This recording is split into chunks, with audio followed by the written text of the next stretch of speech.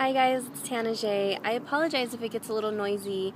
I am outside and I'm right next to a mildly busy street. It's usually not that bad.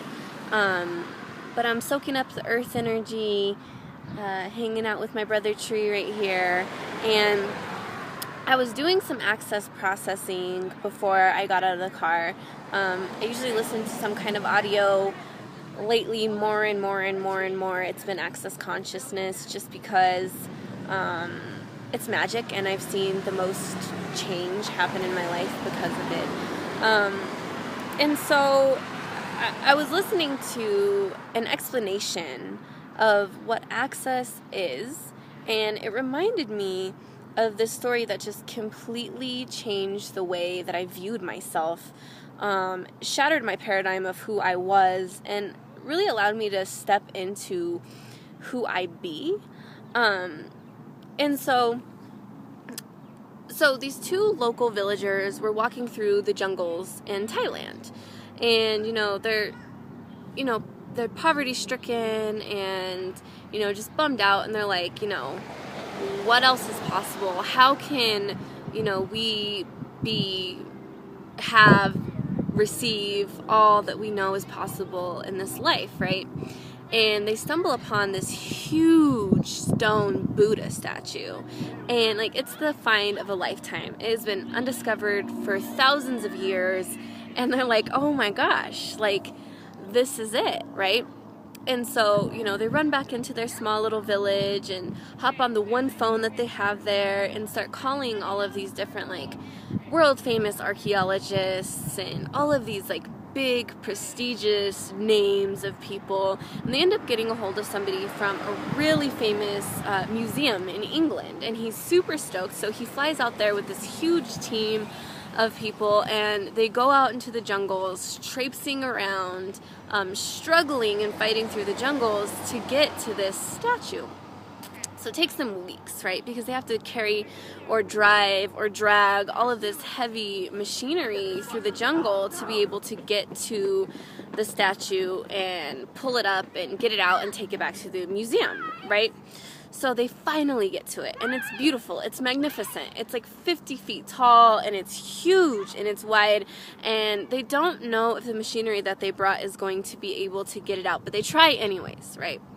So they get the statue loaded up on one of the big heavy machines, I don't know what they're called, sorry, and it falls, and it cracks, and these guys are like, no, this can't be it, please, tell me it's still worth something. This is $1 million find. This is what I've needed for my family this whole time. This was it for us. Tell me what else is possible, right?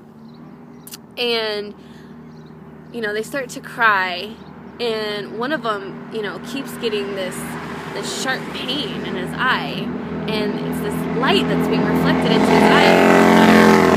Sorry, I love Harleys. This light is being reflected into his eye, and he looks up and he notices through one of the cracks that something's being reflected from the inside of this stone statue. So he climbs up on it. I mean, it's already ruined, right? He climbs up on it and starts, tearing it apart, and grabs this pickaxe and starts pickaxing at it to see what's inside. And lo and behold, the entire statue crumbles, only to reveal a pure gold statue on the inside. The Buddha was never stone. It only appeared to be from all of the years of this dirt and mud and dust that had been thrown on it. All of these years of all of this shit that had settled and created this shell on the outside of what it truly was, right? And so, of course, it's worth tons more money, and they're able to excavate it way more easily, and, they get rich and they take care of their families and live their dreams for the rest of their lives, right? For generations to come. And, I think that it's the same way with human beings. We're born these innocent, pure, magic little innocent, infinite infants, right? And, we go through life and people disappoint us, and people tell us fucked up shit about ourselves, and life throws us shit, and we start to layer on all of this like protection, and what we think is protection ends up being limitation, and we start to function from the conclusions and judgments that we've made about ourselves, about our abilities, about our lives, about what we can and can't do, about who we can and can't be.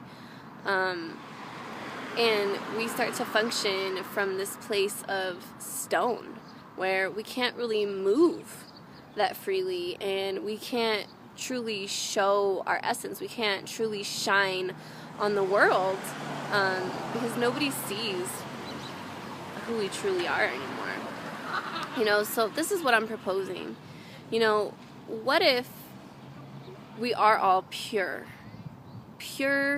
energetic, infinite beings? We're pure potential.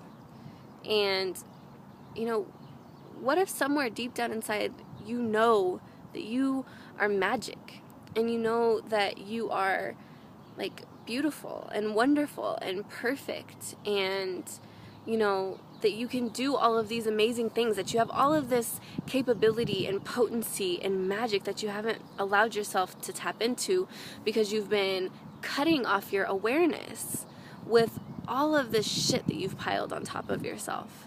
And what if you don't need to grow and change and personally develop into who you are, your best version of you? What if all you need to do is unlayer all that bullshit and realize who you truly be? So yeah, that's just my thought for the day. I absolutely love you guys. Hook up with me if you're not already. See you soon.